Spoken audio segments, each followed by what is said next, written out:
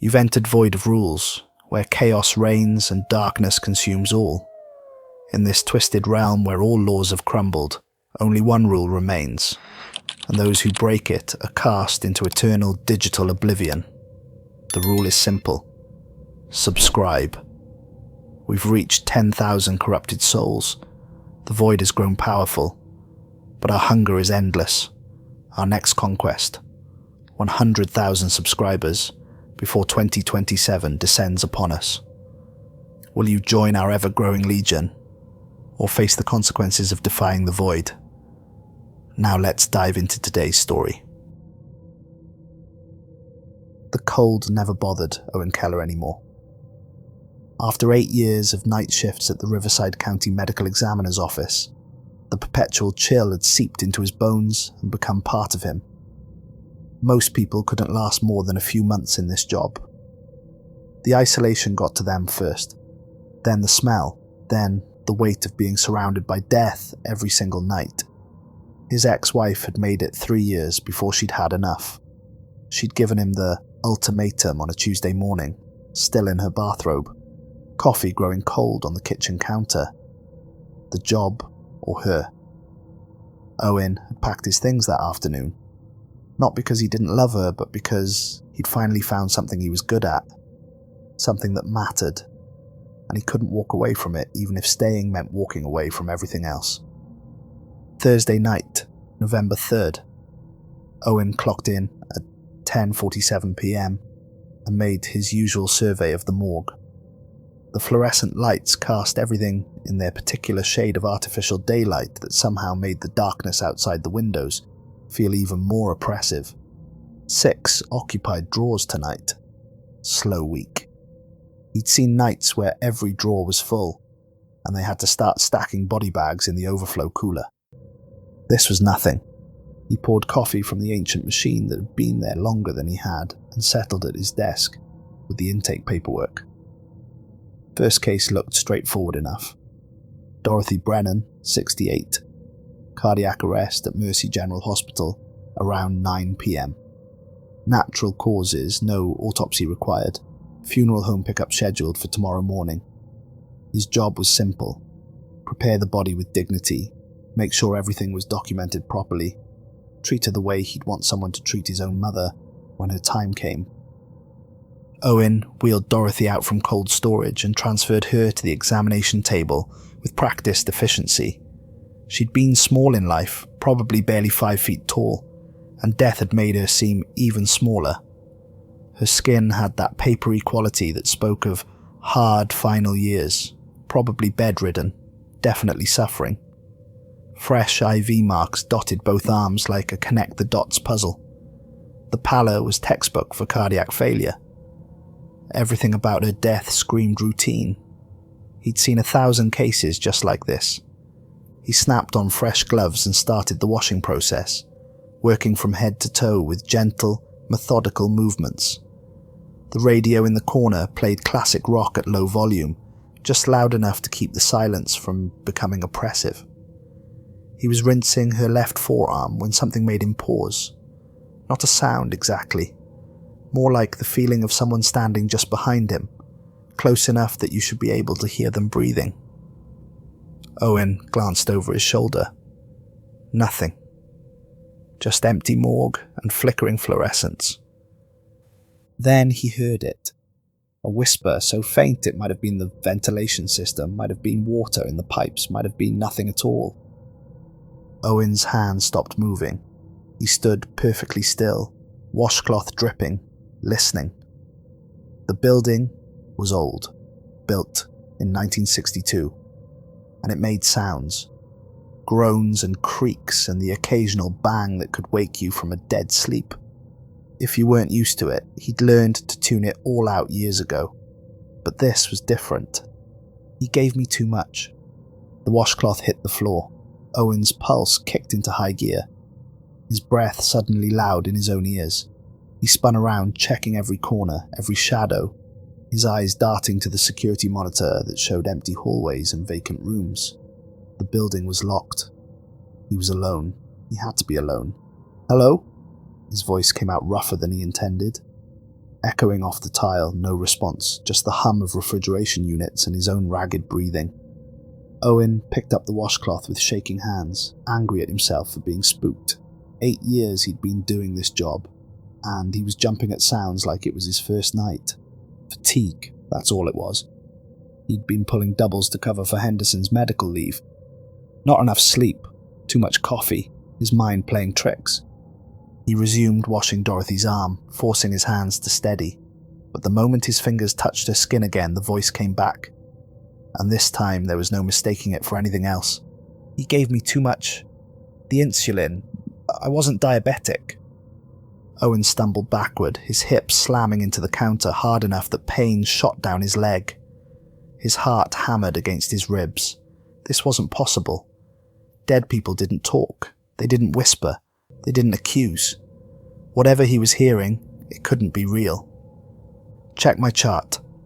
The voice was elderly, female, tremulous with something that sounded like desperation. I never had diabetes. Check my chart. He gave me too much. His hands were shaking so badly he could barely pull up the computer interface. This was insane. He was having some kind of breakdown, some kind of psychotic episode, brought on by stress and isolation, and spending too many years alone with corpses. He should call someone. He should leave.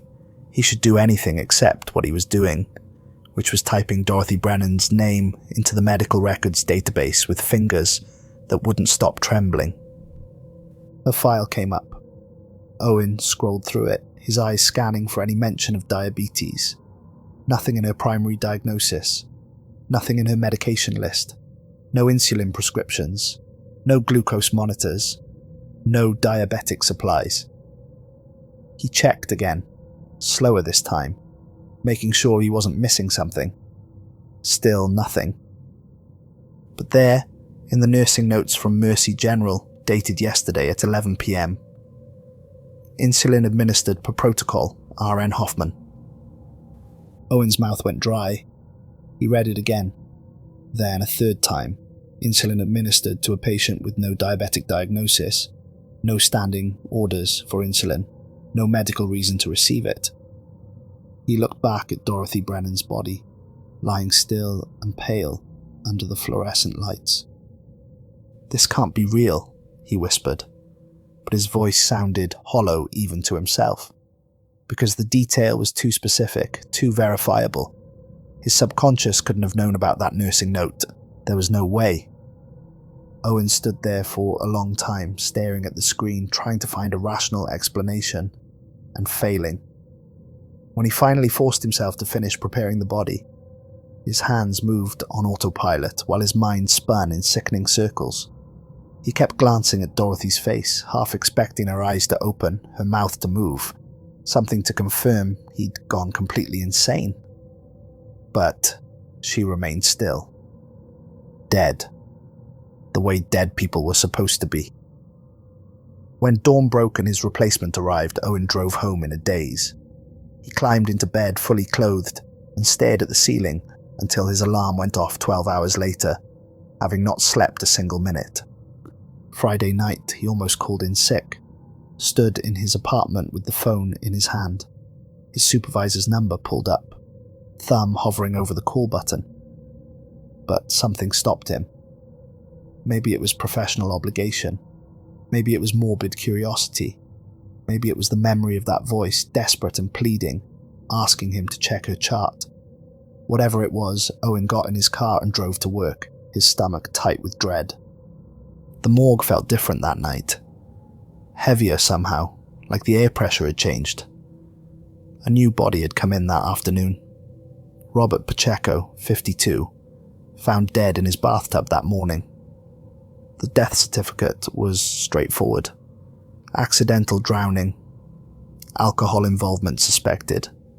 Standard procedure called for a full autopsy, but Dr. Huang wouldn't be in until Monday, which meant Owen's job was preliminary work. Measurements, photographs, the initial Y incision to open the chest cavity. Owen positioned the body and picked up his scalpel. The Y incision was muscle memory by now, something he could do in his sleep. Shoulder to sternum, on both sides, then straight down to the pubis. He was making the first cut, the blade just breaking skin, when the voice came. Male this time, middle-aged. Absolutely terrified. She held me under.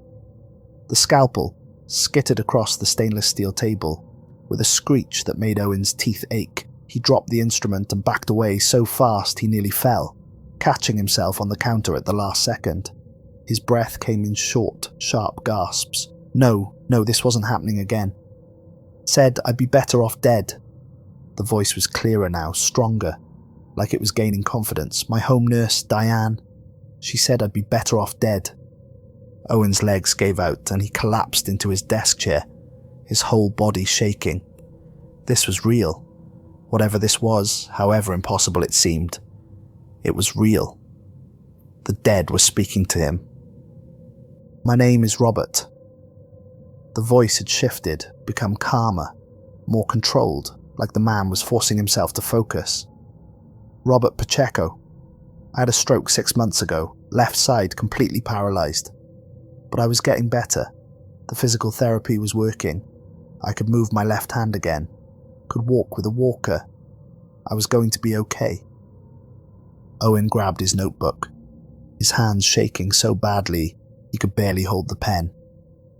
He needed to document this, needed proof that he wasn't losing his mind, even though writing down the words of a dead man probably qualified as the definition of insanity. Diane Garrett was my home health aide, 3 times a week for 3 months. I thought she was nice, professional, but last week I told her I was improving, that I probably wouldn't need her services much longer. She didn't say anything, but something changed in her face, just for a second, like a mask slipping. The voice paused, and when it continued there was raw fear in it, the kind of primal terror that comes from knowing you're about to die and being powerless to stop it. Last night she helped me into the bath like always. I was sitting there and her hand came down on top of my head and pushed. I went under. I tried to fight, but my left side doesn't work right. I couldn't get leverage. Couldn't push back. She was strong. So much stronger than I expected. She held me down and I couldn't breathe. Couldn't scream. Couldn't do anything. I felt my lungs filling with water and she just kept pushing, kept holding me under, and the whole time I could see her face through the water and she wasn't even angry. She looked bored, like she was waiting for a bus. Owen was writing frantically, his handwriting barely legible, his pen tearing through the paper in places. "Check my lungs," Robert whispered. "There'll be water in them, but check the tissue. Check for signs of struggle. My arms will have bruising where she held me. And under my fingernails, I tried to scratch her, tried to leave something, anything. Please, please don't let her get away with this. Don't let her do it to anyone else." Then, silence. The kind of complete silence that follows a revelation. Heavy and expectant and suffocating. Owen sat frozen for a full minute before he could make his body move. When he finally stood, his legs felt like they might give out. But he knew what he had to do. He picked up his phone and called Dr. Huang, because if he was going insane, he might as well have a witness.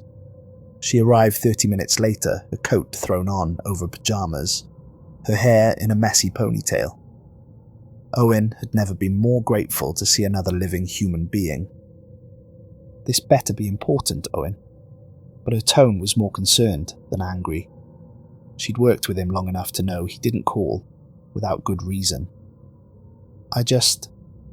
Owen struggled for words that wouldn't make him sound completely unhinged. "Something feels wrong about this case. The positioning, the circumstances. I think you should look at it tonight instead of waiting for Monday." Dr. Huang pulled on gloves and approached the table. Owen watched, barely breathing, as she began her examination. She checked the body's general condition first, then moved to specifics, her movements methodical and professional. She leaned in close, examining Pacheco's upper arms. Fresh bruising here, both arms. Patterns consistent with being gripped, held down. Recent, within hours of death. She moved to the eyes, using a pen light. Petechial hemorrhaging, You see that in drowning cases, but combined with the bruising. She trailed off, scraping under the fingernails, with careful precision collecting samples into evidence bags. Epithelial cells here, not his own. When she finished, she looked at Owen with something that might have been respect or might have been suspicion. You've got good instincts. Something's definitely not adding up here. I'm ordering full autopsy and comprehensive tox screens. If there was foul play, we'll find it. After she left, Owen stood alone in the morgue with Robert Pacheco's body. He looked at the man's face, peaceful now in death, and whispered, "I heard you. I'm listening. I won't let this go." But even as he said it, he wondered what the hell he was supposed to do with this impossible gift. This curse, this weight. By Saturday morning, Owen had made 2 anonymous phone calls to the Riverside Police Department. The first was about Dorothy Brennan and a nurse named Hoffman who had administered insulin to a patient with no diabetic diagnosis. The second was about Robert Pacheco and a home health aide named Diane Garrett who'd been present at the time of death. He used a burner phone he'd bought at a gas station, kept the calls short, provided just enough detail to prompt investigation. He felt insane doing it, but ignoring what the voices told him felt worse, felt like complicity, like he'd be responsible for whoever died next. Sunday night arrived too quickly. Owen dragged himself to work exhausted and terrified, his mind spinning with questions that had no rational answers. Why was this happening to him? What did it mean? Was he supposed to become some kind of vigilante for the dead? And most terrifying of all, what if the voices never stopped? A new body was waiting. Amanda Chen, 34 years old, found dead in her apartment that morning. The autopsy had already been performed by Dr. Huang earlier in the day. Cause of death? Massive morphine overdose. Ruled accidental. Amanda had a prescription for chronic back pain following a car accident 2 years ago. The assumption was she'd taken too many pills. A tragic mistake. Owen's job was straightforward. Prepare the body for release to her family tomorrow. He approached the table with a sense of dread. He knew what was coming now, and part of him wanted to run, to quit, to never come back. But he couldn't. Not anymore. Not when he knew the truth was waiting to be heard. Amanda's voice was young and confused, thick with betrayal and disbelief. I only took 2 pills, like I always do. 2 for my back pain, same as every night for the past 2 years. I'm so careful. I have to be. I know how dangerous they are. But these were different. They felt wrong going down. Owen sank into his chair and opened his notebook to a fresh page. His hands steadier now. He was getting used to this, which somehow felt worse than the initial shock. My pharmacist switched them. Miss Vance at Riverside Pharmacy on 5th Street. I'd been going there for over a year, always got my prescriptions from her. She seemed nice at first, professional. But lately she'd been weird, asking questions that seemed too personal. About my insurance policy, my medical history, whether I had family nearby, if anyone would notice if I didn't show up for a few days. It made me uncomfortable, but I thought maybe she was just being thorough, just doing her job. Amanda's voice cracked, and Owen found himself gripping the pen tighter. Last week, when I picked up my refill, the pills looked different. Different colour, different shape. I asked her about it, and she said it was the same medication, just a different manufacturer. Said suppliers change sometimes, nothing to worry about. And I believed her. God, I believed her. Why wouldn't I? Owen was writing every word, documenting the testimony of a woman whose only crime had been trusting the wrong person. Check the pills in my stomach. They're not morphine. They're something else, something stronger. She switched my medication. She murdered me. And I don't know why. I don't know what I did to her. I don't know what I could have possibly done to deserve this. But please, please check the pills. Please make sure she doesn't do this to anyone else. Owen called Dr. Huang again. This time she didn't question him, didn't ask for explanation. She just said she'd be there in 20 minutes, and there was something in her voice that suggested she was starting to wonder about Owen's sudden string of correct hunches. The pills in Amanda Chen's stomach weren't morphine. They were fentanyl, roughly 50 times more potent. Dr. Huang's face went pale when the lab results came back, and she looked at Owen with an expression he couldn't quite read. A warrant was issued for Patricia Vance's pharmacy records. What they found was a complex insurance fraud scheme involving switched medications, forged prescriptions, and life insurance payouts. Amanda Chen wasn't her first victim, she was her 8th. That's when Detective James Rollins showed up at the morgue. It was a Wednesday, nearly 3 weeks after Dorothy Brennan. Rollins walked in like a man on a mission, all barely contained energy and suspicious eyes. He was in his 50s, stocky, with a kind of face that looked like it had seen everything and believed nothing. He planted himself in front of Owen's desk and didn't bother with pleasantries. "Owen Keller." He flashed his badge. "We need to talk, now." Owen looked up from his paperwork, his stomach dropping. "About what?" "About how you've called in tips on 5 homicides in 2 weeks, and every single goddamn detail is checked out. Dorothy Brennan, insulin administered by Nurse Daniel Hoffman at Mercy General. Robert Pacheco, suspicious drowning with home health aide Diane Garrett present. Amanda Chen, switched medications by pharmacist Patricia Vance. And 2 others you haven't even heard about yet because we're still building the cases." Rollins leaned forward, his eyes hard. "So I'll ask you once and I want the truth. Who's your source?" Owen set down his pen. He'd known this moment was coming. He'd rehearsed different answers in his head, different ways to explain the inexplicable. In the end, he went with the truth because it was too exhausting to lie. "The victims tell me. When I work on their bodies, I hear their voices. They tell me what happened to them." The silence that followed was profound. Rollins stared at him, his expression completely unreadable. Owen waited for laughter, for accusations of wasting police time, for the detective to turn and walk out. Instead, Rollins pulled up a chair, sat down heavily, and rubbed his face with both hands. 23 years I've been doing this job," he said finally, his voice quieter than before. "I've seen things I can't explain. Hunches that pan out when they shouldn't. Evidence that appears in places it has no business being. Witnesses who remember things they couldn't possibly have seen. I've learned not to question it when something works, even if I don't understand how or why." He pointed at Owen's notebook. "Daniel Hoffman, the nurse from Mercy General. We've connected him to 35 suspicious deaths over the past 2 years. All on his shifts, all ruled natural causes until you pointed us in his direction. Every single one. Diane Garrett, 14 dead clients in 18 months. Patricia Vance, 8 confirmed victims, probably more.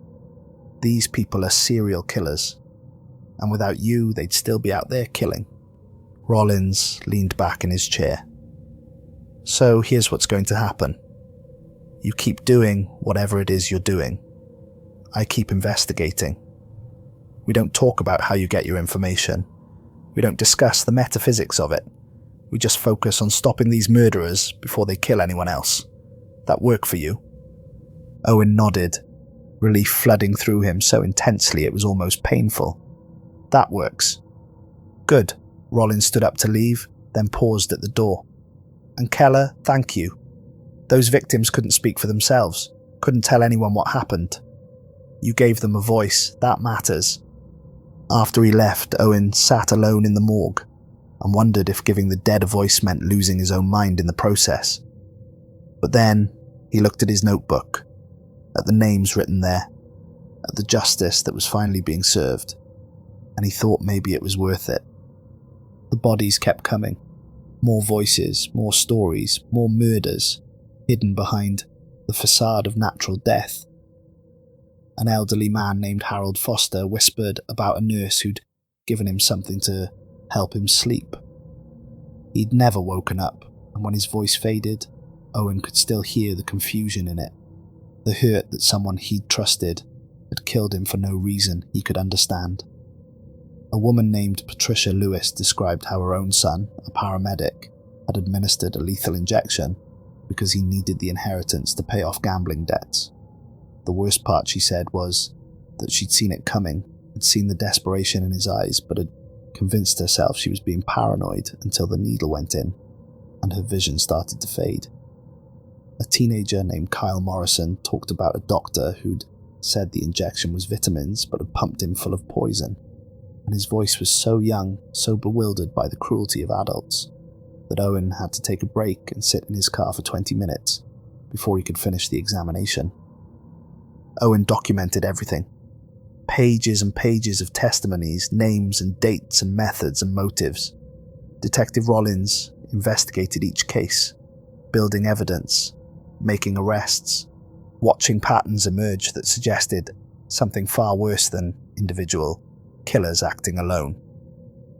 They're connected, Rollins told Owen one night, spreading files across the morgue's break room table. Crime scene photos, bank statements, email printouts. Hoffman, Garrett, and Vance. They all attended the same medical conference in Phoenix 2 years ago. We've got email communications between them discussing problem patients and necessary measures. We've got financial transactions, money moving between their accounts. We've got shared victim profiles, similar methods. They're not just connected, they're coordinating, they're working together. Owen felt sick. How many victims total? Based on what we've found so far, 58 confirmed. But that's only what we can prove. The real number's probably higher, maybe a lot higher. 58 people murdered by healthcare workers, by the very professionals who'd taken oaths to do no harm, who wore white coats and kind smiles and held people's hands while they died. The scope of it was staggering, incomprehensible. Problem is, it's all circumstantial, Rollins continued, his frustration evident. We've got suspicious circumstances and statistical anomalies and your information, but we need solid physical evidence, something that'll hold up in court. Right now, all we've got is enough to make them nervous, not enough to put them away. His phone rang. He answered, listened, and the colour drained from his face. Where? When? A pause. I'll be right there.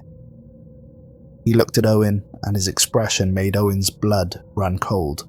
Detective Eugene Park is dead. They're calling it suicide.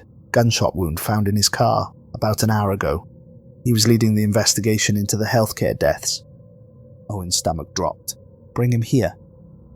Owen, he's a colleague. I can't just... Bring him here now. Please. Something in Owen's voice must have convinced him because Rollins nodded and made the call. Detective Eugene Park's body arrived 90 minutes later. Owen had spent the entire time pacing, his mind racing with awful possibilities.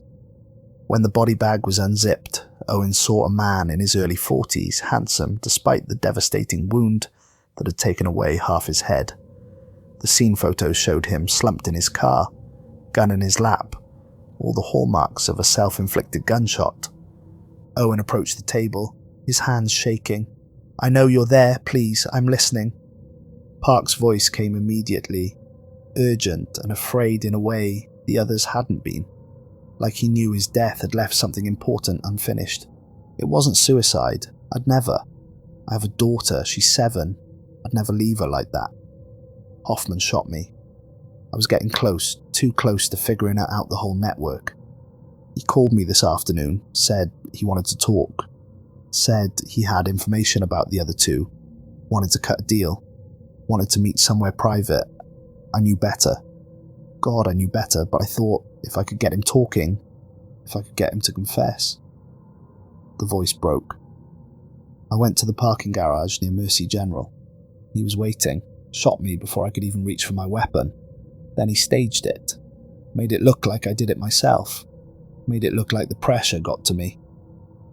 Owen grabbed his notebook with shaking hands, writing as fast as he could. I hid everything at home. My wife doesn't know. My daughter definitely doesn't know. In my daughter's room, she has this big Victorian dollhouse. Victorian mansion. Really. 4 feet tall. There's a toy chest beside it. Wooden thing. With a false bottom. I put everything there. All the documentation, 58 cases, connections between all 3 of them, financial records, emails, forged medical documents. Everything you need to make an airtight case, it's all there. The voice grew more desperate, more urgent. They know someone's helping you. They know there's an informant. Park might have told them before he killed me, or they figured it out some other way, but they know. And they're going to come after you next. You have to finish this. You have to stop them. Promise me you'll finish this. Promise me my daughter won't grow up thinking her father gave up and ate his gun. I promise, Owen whispered, his throat tight. He called Rollins immediately. Within 2 hours, detectives had raided Park's house and found exactly what Owen said would be there, hidden precisely where he described. The evidence was overwhelming. Emails between Hoffman, Garrett, and Vance discussing specific patients, planning deaths, celebrating successful eliminations. Bank records showing systematic payments, financial incentives for each kill, insurance fraud documentation going back 2 years, forged medical records, falsified death certificates, a paper trail of murder that had been hiding in plain sight. But it also meant the killers knew someone had been helping the investigation, and they'd murdered a police detective to try to stop it. We set a trap, Rollins said, and Owen could see the calculation in his eyes, the cold math of using one life to save many. Use you as bait. The plan was simple and terrifying. They leaked a story to every major news outlet. Mortician's keen eye breaks healthcare murdering. Owen's name and photograph appeared in newspapers, on television, across social media. The story painted him as the whistleblower whose meticulous attention to detail had uncovered a vast conspiracy. The hero whose dedication to the dead had revealed the truth. They even did interviews with him, carefully scripted, designed to make him look like the linchpin of the entire investigation. They'll panic, Rollins explained. They'll see you as a threat that needs to be eliminated immediately. And when they come for you, we'll be ready. Owen stared at his own face on the television screen, listened to the news anchor praise his investigative skills, and felt like he was watching someone else's life. You're painting a target on my back. I know, but it's the only way to draw them out. We need them to make a move, need them to incriminate themselves. Once they come after you, we've got them for attempted murder, conspiracy, everything. Rollins met his eyes. You don't have to do this. Say the word and we'll find another way. But there was no other way, and they both knew it. Owen thought about Detective Park's voice pleading with him to finish this, to make sure his daughter didn't grow up believing a lie. He thought about Dorothy Brennan and Robert Pacheco and Amanda Chen and 55 others who'd been murdered and forgotten.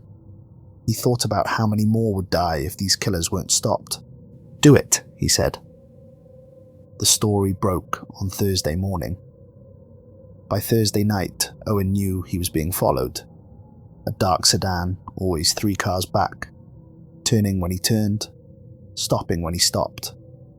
Friday morning he found scratches around his apartment door lock, fresh gouges in the metal where someone had tried to pick it. Saturday afternoon, a text from an unknown number. Stop talking to the police or you'll be next. Rollins assigned 2 undercover officers to watch his apartment, but Owen insisted on working his normal shifts. They'll come for me at the morgue. I know they will. That's where I found them out. That's where they'll want to end it. That's where we need to be. Sunday night felt different from the moment Owen walked through the doors. The air was thicker, charged with the electricity that comes before a thunderstorm. He knew Rollins and 4 other officers were hidden throughout the building, positioned in offices and storage rooms and behind one-way glass. He knew he was wired with audio and video equipment under his scrubs, tiny camera in his ID badge, microphone taped to his chest. He knew backup was 30 seconds away, but knowing didn't make his hands stop shaking. He went through his normal routine, trying to act natural, trying not to let the fear show. A new body had arrived that afternoon. Harold Foster, 71, epinephrine overdose at Mercy General Hospital. Owen approached the table and began his examination, and Harold's voice came through weak and thready, like he was speaking from very far away. "Hoffman killed me this morning. Gave me too much epinephrine during a cardiac episode. My heart couldn't take it. Felt like it exploded in my chest." Owen documented everything carefully, speaking clearly for the recording equipment hidden under his clothes. Subject shows signs of cardiac rupture consistent with massive epinephrine overdose.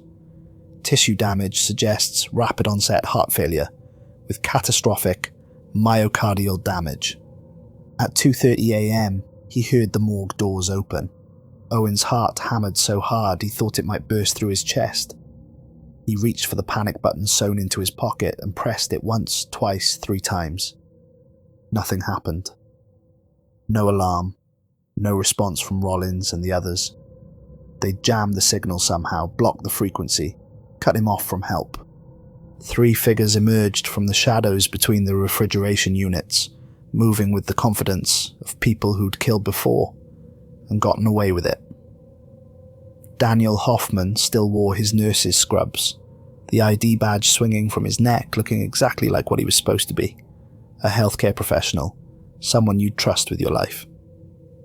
Diane Garrett was in street clothes, jeans and a dark jacket, her hands shoved deep in her pockets.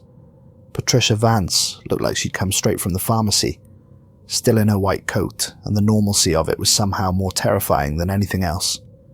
They spread out, moving to block the exits, cornering Owen in the autopsy room with the practiced efficiency of predators. Hoffman held a syringe filled with something clear, his thumb resting on the plunger, and he was smiling, actually smiling. "You've been causing us problems, Mr. Keller." Hoffman's voice was calm, almost pleasant, like he was discussing the weather or commenting on a sports game. "We tried to warn you. We tried to give you a chance to walk away.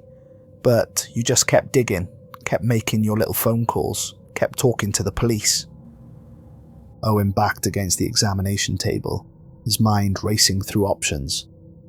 The panic button was jammed. Rollins and the others had no idea what was happening. The camera and microphone were useless if no one was monitoring them.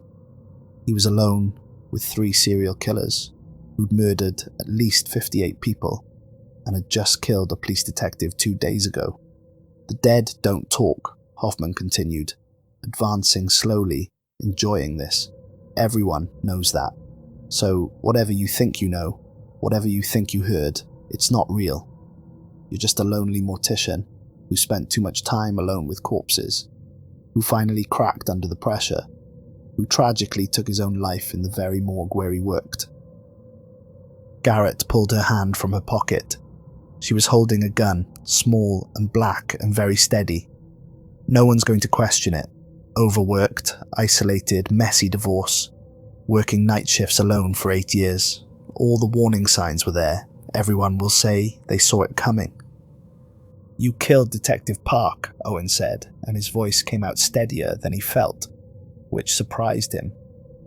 "You murdered a police detective." "Park was a problem that needed solving," Vance said, and her voice was completely clinical, utterly detached, like she was describing a medical procedure rather than a murder. "He was getting too close, asking too many questions, connecting dots that should have stayed disconnected, just like you." Hoffman raised the syringe, and Owen could see his own reflection in the clear liquid. "This is potassium chloride. It'll stop your heart in less than a minute. It'll be painful, extremely painful, but quick. Better than you deserve, really, for ruining everything we built, for destroying 2 years of careful work." Owen pressed back against the table, his fingers scrabbling for anything he could use as a weapon. Scalpel, bone saw, anything. There was nothing within reach. He was out of time and out of options. This was how he was going to die, in the morgue, surrounded by the dead he'd tried to help, killed by the very people whose crimes he'd exposed. That's when the temperature dropped. It happened fast, the kind of sudden cold that steals your breath and makes your skin prickle with primitive fear.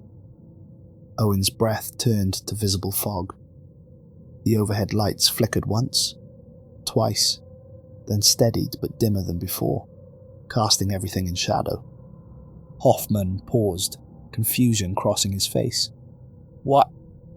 The refrigeration units began opening. One by one, the heavy drawers slid out on their own, smooth and silent and completely impossible. All 6 occupied chambers, moving in perfect synchronization. The bodies inside lay exactly as Owen had positioned them, unchanged, unmoving, but something had shifted in the air. Something fundamental. Then the whispers started. Not one voice, but dozens. Hundreds. A chorus of the dead that started soft and built like a wave, echoing off the tile walls until it filled every corner of the morgue, until there was nothing else. Just the voices of the murdered speaking as one. Owen heard fragments of individual voices in the collective sound. "You killed me in my sleep, and I never even knew. I trusted you with my life and you took it. Why did you do this to me? I was getting better. You were supposed to help. You took an oath. I was getting better. I was going to be okay. My family didn't even know. They thought it was natural. I begged you to stop. And you smiled. You said it wouldn't hurt, but it did. It hurt so much." The 3 killers stood frozen. Hoffman dropped the syringe and it shattered on the floor. Potassium chloride spreading in a clear puddle that caught the fluorescent light. Garrett's gun hand shook so badly the weapon fell from her fingers and clattered across the tile. Vance backed against the wall, her face white as bone, her eyes wide with a terror Owen had never seen in another human being. "You hear them, don't you?" Owen said quietly, and he realized he wasn't afraid anymore. "They're all here. Every single person you killed, all 58 of them. And they remember. They remember everything." The voices grew louder, overlapping, building into something that wasn't quite sound anymore, but rather a physical presence, a weight, a judgment. And Owen realized something profound. They weren't just speaking to him anymore. The killers could hear them too. Maybe they'd always been able to hear. Somewhere deep in their guilty consciences, in the dark places they didn't look at, but now they couldn't block it out. Now they couldn't pretend. Now they had to listen to every voice, every accusation, every moment of pain they'd caused. Dorothy Brennan's voice rose above the others. "You gave me too much insulin and watched me die and you felt nothing." Robert Pacheco. "You held me under the water until my lungs filled and you looked bored." Amanda Chen. "You switched my medication and murdered me, and I never even knew your name." Detective Park. "You shot me and staged it as suicide and made my daughter think I abandoned her." Harold Foster. "You gave me too much epinephrine this morning and my heart exploded, and the last thing I saw was your smile." The voices continued, relentless, each victim speaking their truth, each death given voice and weight and terrible reality. Garrett screamed and ran for the door, but her legs gave out halfway there, and she collapsed to her knees, hands over her ears, sobbing. Hoffman sank down slowly, his back against the gurney, his eyes wide and unfocused, his lips moving in what might have been prayers, or apologies, or just meaningless sounds. Vance curled into a fetal position against the wall, shaking violently, her white coat stained with something dark. The voices continued, and Owen realized they would continue, would echo in these 3 killers' minds for the rest of their lives, would haunt every moment of silence, would make sleep impossible, and peace unattainable. This was the price. This was the judgment. Then, as suddenly as it had begun, the jamming signal failed. Owen felt the panic button in his pocket vibrate. Alarms blared throughout the building, shrill and urgent. Heavy footsteps pounded down the hallway, voices shouting commands, the sound of weapons being drawn. Detective Rollins burst through the doors first, gun drawn, 4 officers behind him. They found Owen standing by the examination table, unharmed, his breath still fogging in the cold air.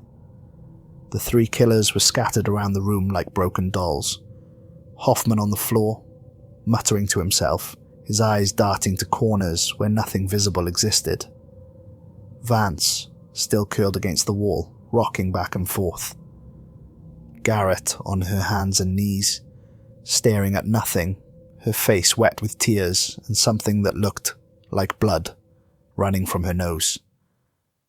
"What the hell happened here?" Rollins demanded, his weapon still raised, his eyes scanning the room for threats. Owen looked at the open refrigeration drawers, at the bodies lying peaceful in death, at the 3 killers who'd finally heard the voices of their victims. He looked back at Rollins and felt a strange calm settle over him. "They confessed," Owen said simply. "They heard everything." The trials took 6 months, and they were unlike anything the justice system had seen before. Daniel Hoffman was convicted of 35 counts of first-degree murder and sentenced to life without possibility of parole. Diane Garrett, 14 counts, same sentence. Patricia Vance, 8 counts, life without parole. The evidence was overwhelming, the testimonies from surviving family members devastating, the physical proof undeniable. But what truly sealed their convictions was their behaviour in court. All 3 seemed utterly broken. They would jump at sounds no one else could hear. They would stare at empty corners as if watching something horrifying. During victim impact statements, they would flinch and cover their ears, whimpering like frightened children.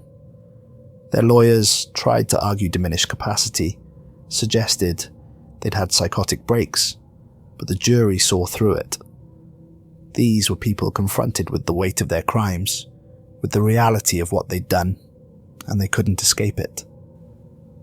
Owen testified at each trial, carefully framing his discoveries as professional observation and meticulous attention to detail. He talked about inconsistencies in medical records, about suspicious circumstances, about the kind of small anomalies that only someone who'd spent years in the field would notice. He never mentioned voices. The physical evidence spoke loudly enough. The courtroom was packed every day, mostly with families of the victims. People who'd been told their loved ones died naturally, peacefully, inevitably. People who'd mourned, but accepted. Who'd moved on thinking death was just the way of things. Now they knew the truth, and Owen could see the mixture of grief and rage and relief in their faces.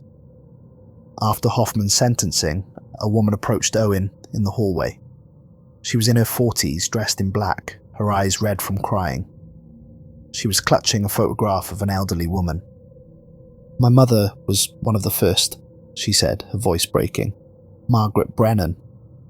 She died 2 years ago and we thought it was just her heart. Natural causes, that's what they told us. We mourned her and moved on and tried to remember the good times. But you gave her a voice when no one else would listen. You made sure everyone knew what really happened. You made sure she wasn't just forgotten." Owen took her hand gently. "Your mother gave herself a voice. She told me the truth. I just made sure people heard it." The woman pressed the photograph into his palm, her fingers trembling. "This is her. I want you to have it. So you remember that what you did mattered, that you saved people, that you made a difference." Owen looked down at the photograph, at Margaret Brennan's kind face smiling at the camera, and felt something crack open in his chest. All the isolation, all the sleepless nights, all the weight of carrying the dead secrets, all the fear and doubt and loneliness suddenly felt like it meant something. Like he'd found the purpose he'd been searching for without even knowing he was looking. 3 weeks after the last trial, Owen was back in the morgue on a Friday night at 11:15 p.m. Everything had supposedly returned to normal. The media had moved on to other stories. The families were beginning to heal, carrying their grief, but also their answers. Life, as they say, went on. A new body arrived, Margaret Sutherland, 89 years old, natural causes, hospice care.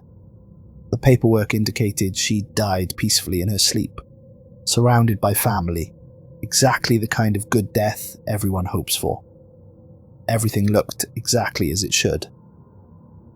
Owen began his examination, and for a moment he allowed himself to hope the voices were gone, that whatever strange gift or curse he'd been given had served its purpose and was now finished, that he could go back to being just a mortician, just a man who prepared bodies with dignity and nothing more. Then Margaret's voice came through, gentle and kind, like a grandmother speaking to a favourite grandchild. "Thank you for caring, dear. Not everyone does, you know. Not everyone looks close enough to see the truth hiding in plain sight." Owen paused, his hands stilling on the examination table. "You're welcome. But there's another one." The gentleness left her voice, replaced by something harder, something urgent. "At my hospice facility, Riverside Hospice on Maple Street. A nurse, young woman, maybe 28, 29. Pretty girl, blonde hair, blue eyes, very friendly. She's been helping patients die peacefully. That's what she calls it, peaceful deaths, dignified ends. But not all of us asked for it. Not all of us were ready." Owen felt the familiar weight settle onto his shoulders, heavier this time because he knew what it meant. This would never end. The voices would never stop.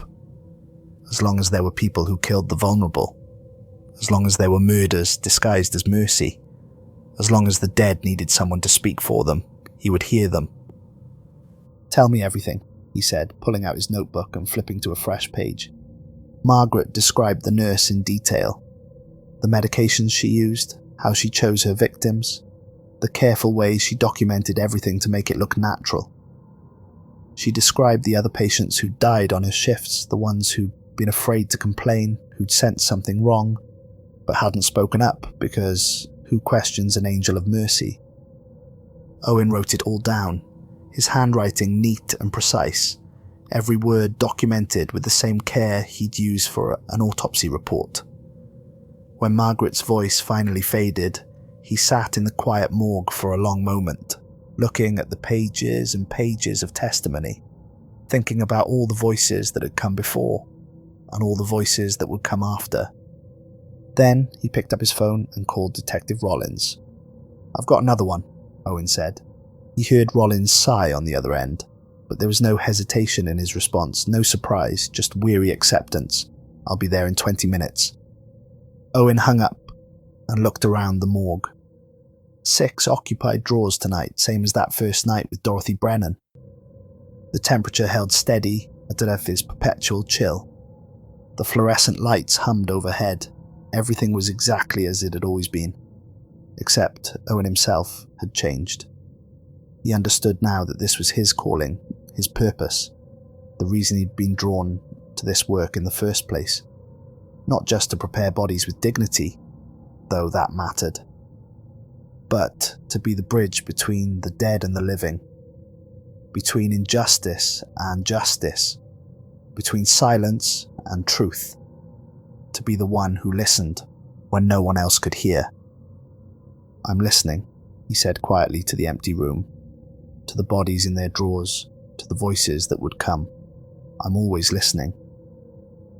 And somewhere in the cold darkness of the morgue, among the bodies waiting for someone to hear their stories, Owen could have sworn he heard a whisper of gratitude, of relief, of hope that even in death, truth could still be told. 1 year later, Owen stood in a community centre surrounded by photographs of the dead. 58 faces stared out from the memorial wall, young and old, rich and poor, all united by the terrible way they died and the justice that had finally found them. The families had organised this gathering, a remembrance and a celebration, a chance to honour the victims and mark the end of a nightmare that had lasted far too long. Owen stood near the back uncomfortable with the attention, uncomfortable with being called a hero when all he'd done was listen.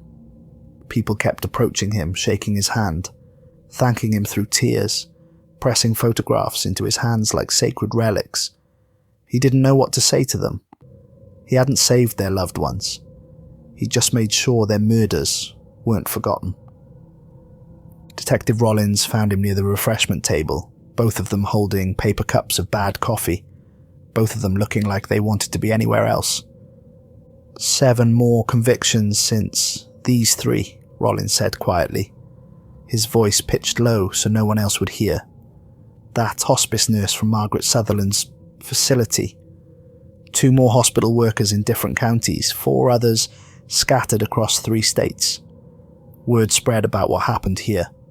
Other jurisdictions started looking closer at their own suspicious deaths, started questioning natural causes that were maybe a little too convenient. He paused, watching a father pin his son's photograph to the memorial wall with shaking hands. You started something bigger than you know. You showed everyone that these crimes can be caught, that patterns exist, that healthcare serial killers can be stopped. The FBI's creating a task force specifically to investigate suspicious medical deaths. They're calling it the Keller Protocol. Owen looked at him sharply. They're what? The Keller Protocol. Named after you. A systematic approach to identifying potential healthcare serial killers through statistical analysis and forensic review. You became the model. Rollins shook his head. You should be proud.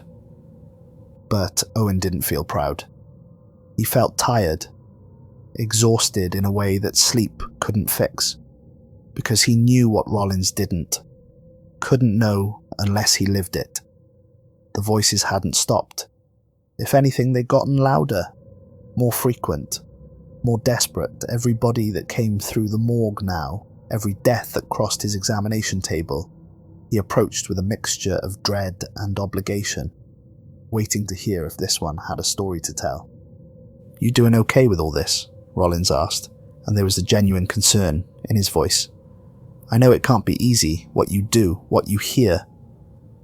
Owen considered lying, considered saying he was fine, that everything was manageable, that the weight of the dead's voices wasn't slowly crushing him.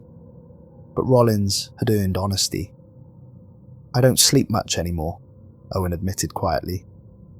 When I do, I dream about them, about the victims. Sometimes I wake up and I can still hear them, and I'm not sure if I'm actually hearing something, or if I'm finally losing my mind. He looked at his hands, at the fingers that had touched thousands of bodies, at the skin that never seemed to get warm anymore, no matter how hot the shower. But what's the alternative? Stop listening? Let their murders go unnoticed? Let the killers keep killing? I can't do that. Even if I wanted to, I don't think I could anymore. It's like once you hear them, once you really hear them, you can't unhear it. You can't go back to pretending death is always natural. Rollins was quiet for a long moment. Then he said something that surprised Owen. My grandfather used to say that some people are born to carry weight, others can't. That it's not fair, not chosen, but it's real. He said those people have a choice. They can resent the weight and let it crush them, or they can accept it and find meaning in bearing it. He met Owen's eyes. Sounds like you chose meaning. Did I? Owen's laugh was bitter. Or did meaning choose me, and I'm just too stubborn to walk away? Does it matter? Rollins asked. Either way, you're saving lives. Either way, you're giving justice to people who'd otherwise be forgotten. That counts for something. That counts for a lot. After Rollins walked away, Owen stayed for the rest of the memorial service, listening to the families share stories, bearing witness to their grief and their healing. When it was over and everyone had left, he stood alone in front of the memorial wall, 58 faces looking back at him. He knew them all now, not just their names, but their voices, their stories, the last moments of their lives. They were his in a way they could never be anyone else's. I won't forget you, he whispered. Any of you. I promise." That night he returned to the morgue for his regular shift. A new body was waiting, a middle-aged man. Cause of death, listed as heart attack. Natural causes, routine. Owen pulled on his gloves and approached the table, and he realized his hands weren't shaking anymore. He'd gotten used to this, had accepted it as normal. He didn't know if that made him stronger, or if it meant he was finally, truly breaking. "Tell me your story," he said softly to the body. "I'm here, I'm listening, and I promise, if something happened to you, if someone did this to you, your truth will be heard." The morgue was silent for a long moment, just the familiar hum of refrigeration and the distant sound of traffic outside. Owen waited, patient now, knowing the dead spoke in their own time. Then, so quiet he almost missed it, a voice began. "My doctor said the medication would help with my blood pressure." Owen picked up his pen and began to write, the familiar weight settling onto his shoulders like an old coat, because the dead still had stories to tell, and Owen Keller had been given the strange and terrible gift of hearing them. In the cold silence of the morgue, in those small hours between midnight and dawn, when the world slept and the dead whispered their secrets, justice found its voice. And Owen Keller, lonely mortician, divorced and isolated, and working night shifts in a building that smelled of formaldehyde and death, had finally found his place in the world. Not chosen, not wanted, but undeniably his. He was the keeper of last words, the documenter of final testimonies, the man who made sure that murder would not go unanswered, and that the dead would not be silenced. He was listening. He would always be listening, even when the weight of it threatened to break him, even when the voices filled his dreams and his waking hours, even when he wondered if this gift was actually a curse that would eventually destroy him. Because someone had to hear them. Someone had to bear witness. Someone had to carry the weight of the dead's truth until justice could be served. And for better or worse, for reasons he would never fully understand, that someone was him. The work continued. The voices continued. And in the perpetual chill of the morgue, surrounded by the dead and their stories, Owen Keller kept his promise. He listened.